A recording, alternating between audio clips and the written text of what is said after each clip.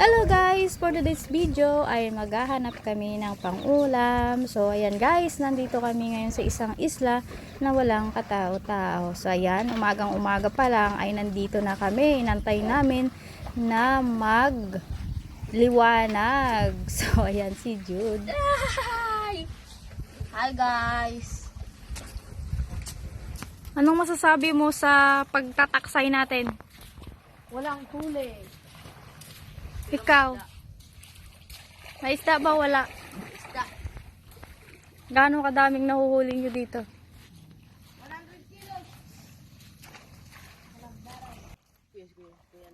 At yan nga guys, tinanong ko si Uncle Joey na kung ano ang maganda dito sa lugar namin dahil first time niyang pumunta ng Boruanga. Ganda. At ayun nga guys, may sinasabi sa akin si Jude na wag ko daw videohan tong mga bukid na to, mga bato, dahil makita ko daw yung M.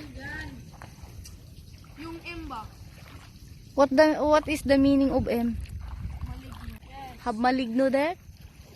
I think no. Ayan na nga, nakuha pa naming magbiro, pa English pa na hindi naman namin alam kung anong sinasabi namin. Swin, doon na, Swin. Doon na, ang ganda oh. At ayan, dito nga ay mag-picture muna kami dahil napakaganda naman talaga dito at nagpapahinga din kami ng konti. So ayan, nakuha pa ni Aswin na namang sayaw-sayaw dahil hindi pa nga siya nagugutom.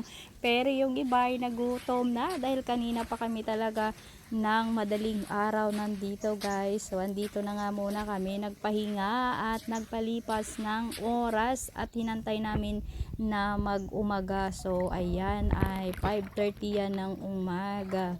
At dito nga guys, nakakita nga ako ng starfish at sabi ko ba naman kanina ay bibilangin ko yung starfish na nakita ko. At ayan na nga sila, ay binubulabog nila yung tubig guys para naman yung mga isda ay pumunta doon sa taksay nating nilaglag kanina pagdating. So ayan guys, ingat-ingat lang tayo talaga dito dahil napakadami talagang sea urchin, yung black na sea urchin. Napakasakit kasi yan guys pag natusok tayo niyan dahil sobrang tulis niyan at ang haba. So ayan, bumabaon kasi yan sa ating mga paa at hirap tanggalin at napakakirot. So andito naman, napakaganda talaga na lugar dito guys. Ayan, ito ay isla na walang katao-tao. So ayan, yung bangka natin ay doon lang sa ilalim dahil hindi nga makausad dito papuntang tabing dagat dahil mabato dito at pwedeng masira yung bangka natin. So ayan, at ako naman ay sunod na sunod sa kanila dahil nga photographer tayo ngayong araw. Lalim. Ulo it pawikan, gingkaon it bagi it pating. Kinain ng pating. Ayan.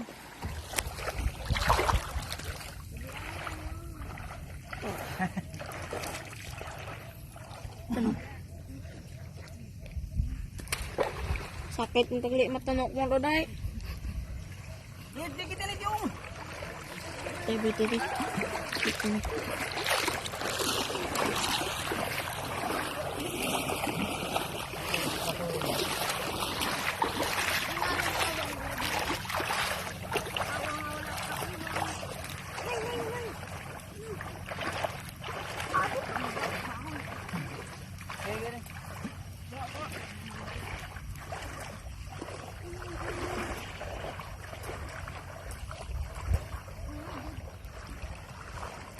At ayan na nga guys, parang mukhang magkakatotoo yung sinabi ni Jude na wala tayong huli ngayon at mukhang mapapahiya ko kay Uncle Joey nito dahil ako nga ang nagyaya sa kanya na pumunta dito sa aming lugar, sa aming bayan. So sumama pala sa akin si Uncle Joey nung umuwi ako. Hindi ko naman alam guys na ganito ang mangyayari, na ganito na pala, kalala ngayon na wala na palang makukuhang isda dahil noon maraming isda dahil nga 5 years na akong hindi nakauwi sa bayan namin. So wala akong alam guys na ganito na pala ang hulihan dahil wala na kaming mahuling isda ngayon.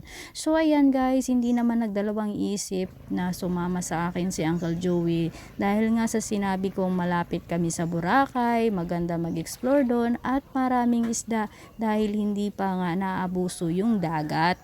At ayan na nga guys, dahil first time ni Uncle Joey pumunta dito sa amin. So ayan, i-explore natin siya para naman makita niya yung kung gaano kaganda ang bayan namin.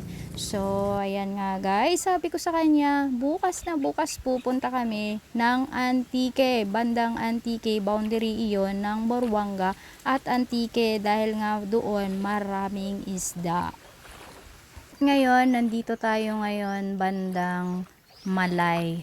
So, ayan, walang katao-tao dito sa isla na to, sa gilid ng Pangpang, wala man lang kabahay-bahay, pero dyan banda sa may unahan guys, may mga resort na ring pinapatayo. Ayan, dito ay Bilis na ang tawag dito sa amin.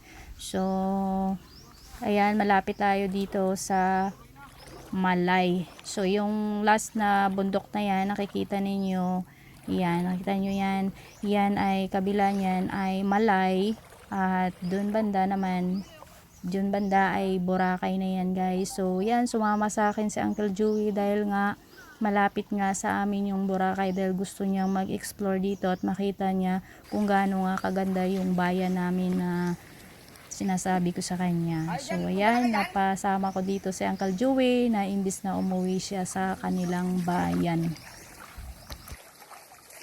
At ayan na nga guys, sa wakas, nagpakita rin yung mga isda at nagpahuli rin sa amin, pero hindi gaano kalalaki guys. So sakto lang, may pangulam na kami guys at hindi na kami bibili ng ulam sa palengke. So eto kasi guys, yung mga ginagawa namin pag wala kaming maiulam, pumupunta lang kami sa dagat at hindi na namin kailangan pang bumili sa palengke. So kung masipag ka guys, may pang ulam ka na. At ayan na nga guys, yung aming sako ay konti-konti na lang at mga ngalahati na. Yehey! At may nahuli na rin kami. O diba guys? Ayan, ang ganda talaga pag may huli. At eto na guys, yung aming huling isda. Ayan, magnangalahating sako na yan. Ayan. Oy, naulog lang to.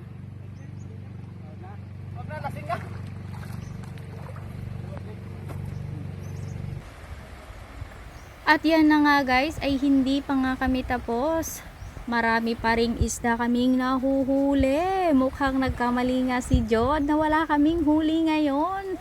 At pero syempre guys, na kahit may isda kami, nagugutom na rin kami. At ayan nga, sabi ko sa kanila, bilis-bilisan na nila na kunin yung taksay at uwi na tayo dahil ang hapdi na ng mukha ko. Ayan nga, yung pinsan ko ay gusto pang magpa-picture. At yan, umakyat sa bato at nagpakuha ng picture. At sabi ko sa kanya, bilis-bilisan na ninyo at pupunta na tayo doon sa bangka natin dahil sunog na yung mukha ko at gutom na ako. At ayan na nga guys, pauwi na nga kami at nakasakay na nga rin kami sa bangka dahil hindi ko na kaya talaga guys, ang init. At yung mukha ko naman talaga ay sunog na. So ayan, ito nga guys, sa part na to ay paguyod ang tawag dito. So ayan yung tali namin, dito ako sumakay sa bangka na to. Ayan, itinali na lang yung bangka namin dahil walang makina. So guys, hanggang dito na lang yung aming vlog. Thank you for watching guys. Nagutom na kami at magluluto kami. See you next time guys. Bye bye.